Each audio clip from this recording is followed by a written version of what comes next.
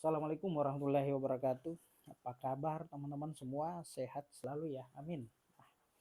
Beberapa waktu lalu KPK melakukan tangkap tangan kepada pengacara yaitu Bang Yosep Parera. Bang Yosep Parera ini adalah orang baik, suka memberikan edukasi. Mungkin teman-teman sering atau pernah nonton video YouTube Rumah Pancasila Klinik Hukum.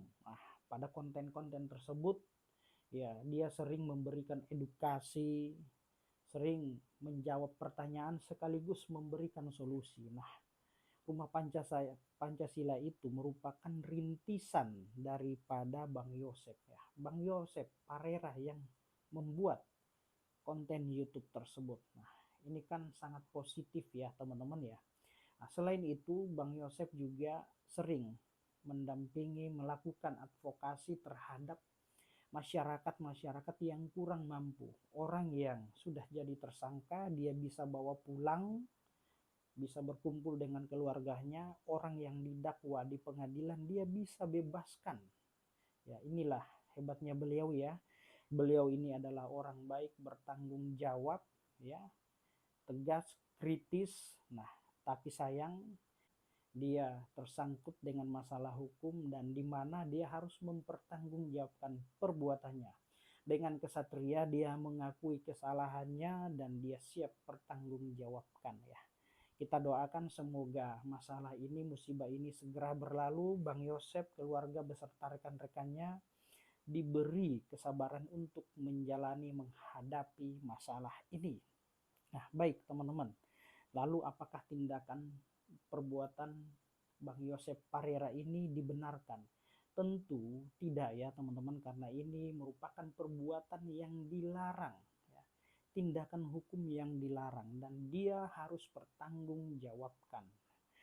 Oke, nah terus kemudian apakah untuk memperoleh suatu kemenangan, suatu keadilan ini harus menggunakan uang ya? Tentu tidak teman-teman ya. Nah, oke lah, mungkin untuk memperoleh suatu keadilan, memperoleh suatu kemenangan, banyak cara yang harus ditempuh ya. Tidak harus menggunakan cara-cara yang kotor, tidak harus menggunakan cara-cara yang dilarang oleh aturan atau undang-undang. Tetapi kita dapat berargumentasi mengedepankan pemikiran kita, keilmuan kita.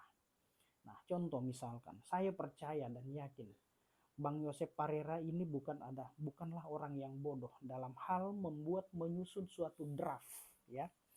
Misalkan seperti memori atau kontrak kasasi yang dibuat Bang Yosep Parera itu pasti disusun secara baik, rapih dan benar ya. Tetapi kenapa kemudian Bang Yosep Parera mengambil tindakan-tindakan di luar daripada aturan hukum ya, sehingga menjeratnya dalam persoalan hukum. Nah, ini ada mungkin ya, bisa saja ada kekuatan besar di balik itu sehingga draft yang dibuat disusun sebagus mungkin ini hanyalah sebagai formalitas saja, karena bisa jadi ya dari lembaga atau sistem lembaga peradilan kita ya, masyarakat tidak terlalu percaya.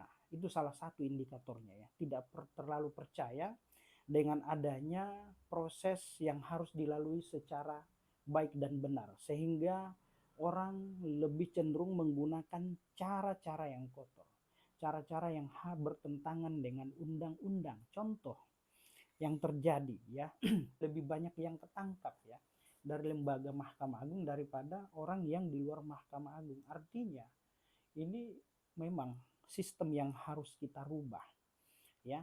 Seperti yang saya sampaikan tadi, bahwasanya percuma kita membuat draft setebal mungkin, sebaik mungkin, sebagus mungkin, serapih mungkin, tetapi kalau masih ada kode-kode, bunyi-bunyi misterius ya, ini percuma. Jadi itu dikesampingkan, tidak menghargai buah pemikiran. Nah, jadi untuk memperoleh suatu kemenangan itu ya tidak menggunakan dengan cara-cara yang alami, cara-cara yang ilmiah, buah pemikiran, tetapi masih dapat dihargai dengan angka nominal. Nah, inilah yang saya maksud ya, harus dirubah sistemnya. Ataukah mungkin kenapa kemudian masalah ini bisa terjadi?